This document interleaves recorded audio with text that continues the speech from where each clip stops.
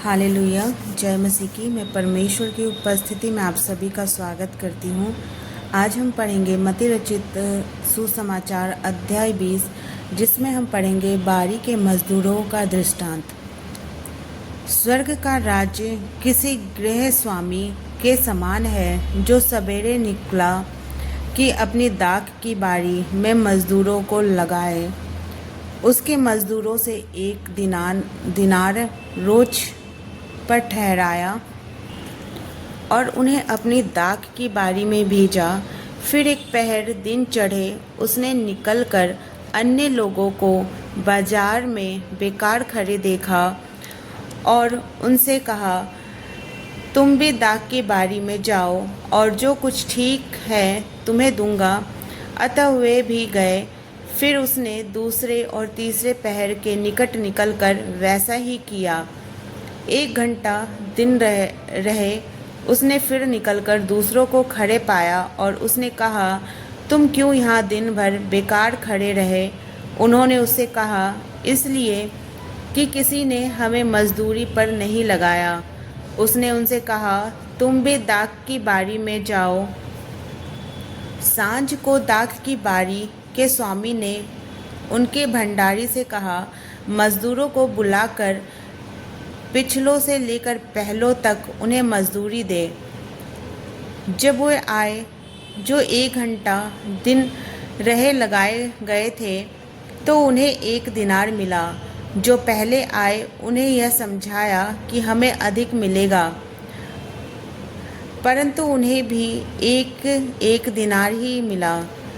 जब मिला तो वह गृह स्वामी पर कुड़कुड़ा के कहने लगे, इन पिछलों ने 1 ही घंटा काम किया और तूने उन्हें हमारे बराबर कर दिया, जिन्होंने दिन भर भार उठाया और धूप सही।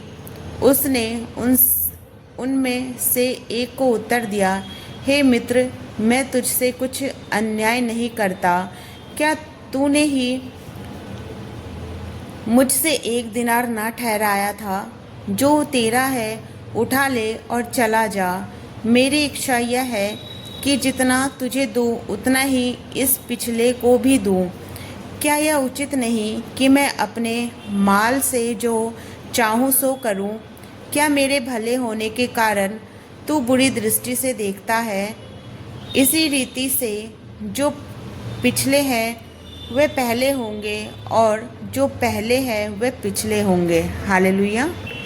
अब हम पढ़ेंगे अपनी मृत्यु के विषय में यीशु की तीसरी भविष्यवाणी।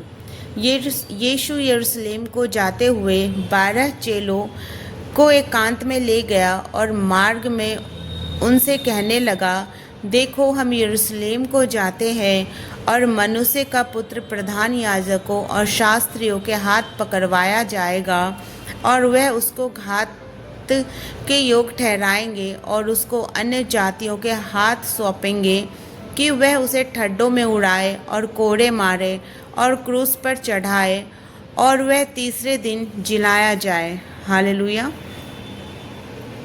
अब हम पढ़ेंगे एक माँ की विनती। जब जबदी के पुत्र की माता ने अपने पुत्र के साथ यीशु के पास आकर प्रमाण दिया और उससे कुछ मांगने लगी, उसने उससे कहा, तू क्या चाहती है? वह उससे बोली, यह वचन दे कि मेरे ये 2 पुत्र तेरे राज्य में एक तेरे दाहिनी और एक तेरी बाईं ओर बैठे। यीशु ने उत्तर दिया, तुम नहीं जानते कि क्या मांगते हो। जो कटोरा मैं पीने पर हूँ, क्या तुम पी सकते हो? उन्होंने उससे कहा, पी सकते हैं। उसने उनसे कहा, तुम मेरा कटोरा तो पियोगे, पर अपने दाहिनी और बाएं किसी को बैठाना मेरा काम नहीं, पर जिनके लिए मेरे पिता की ओर से तैयार किया गया उन्हीं के लिए है। हालेलुया। यह सुनकर दसों चेले उन दोनों भाइयों पर क्रोधित हुए। यीशु ने उन्हें पास बुलाकर कहा, तुम जानते हो कि अन्य जातियों के हाकिम उन पर प्रभुता करते हैं और जो बड़े हैं वह उन पर अधिकार जताते हैं, परंतु तुम में ऐसा नहीं होगा। परंतु जो कोई तुम में बड़ा होना चाहे वह तुम्हारे सेवक बने, और जो तुम में प्रधान होना चाहे वह तुम्हारा दास बने। जैसे कि मनुष्य का पुत्र वह इसलिए नहीं आया कि उसकी सेवा टहल की जाए, परंतु इसलिए आया कि आप सेवा टहल करें और बहुतों की छुड़ौती के लिए अपने प्राण दें। हालेलुया। इस वचन के पढ़े जाने एवं सुने जाने पे प्रभु आप सभी को बहुत तायत से आशीष दे। आमीन।